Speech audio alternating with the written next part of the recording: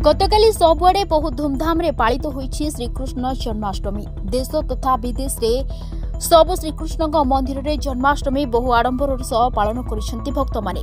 तेबे वर्तमान हिंसा पर्वती बांग्लादेश रे केतेक स्थान रे मध्य जन्माष्टमी पालन होइथिबा खबर सामना को आसीथिला एवं नुआ अंतरीण सरकार थिबा मोहम्मद यूनुस हिंदू मानकु जन्माष्टमी रो शुभेच्छा जणाइथिले, किंतु एहारे भितरे बांग्लादेश रो गोटे स्थान रे श्रीकृष्ण मंदिर उपरे हमला होइथिबा खबर सामना को आसीछि। सेठारे कट्टरपंथी माने मंदिर उपरे आक्रमण करथिबा कहा जाउछि। एपरिकी मंदिर रो भगवान श्रीकृष्ण मूर्ति गायब हो जाइछि। ए घटनाटी होछि बांग्लादेश रो पंचांग जिल्ला रे निर्मित महामिलन विष्णु मंदिर रे।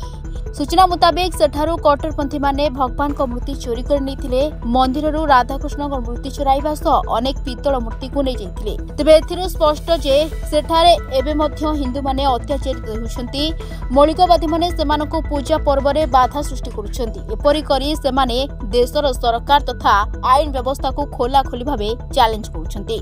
तेबे पूर्वरु मौलिकवादी माने हिंदू मानक मंदिर भंगारुजा करबा सह जगन्नाथ मूर्ति पोड़िबा घटना सामना को आसीथिला परे अंतरीण सरकार भाबे शपथ नैथिबा यूनुस हिंदू मानक सुरक्षा पाई समस्तन को अपील करथिले एवं हिंदू मानक मंदिर उपरे आक्रमण को निंदा करथिले एवं जहा परे परिस्थिति रे सामान्य सुधार आसीथिला एवं जन्माष्टमी रो एक धार्मिक कार्यक्रम आयोजन करी अंतधर्म समन्वय रक्षा करबाकू प्रतिश्रुति दैथिले।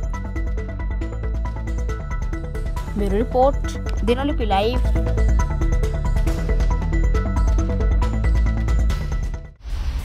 दिनलिपि लाइव को एबे ही लाइक शेयर सब्सक्राइब करंतु।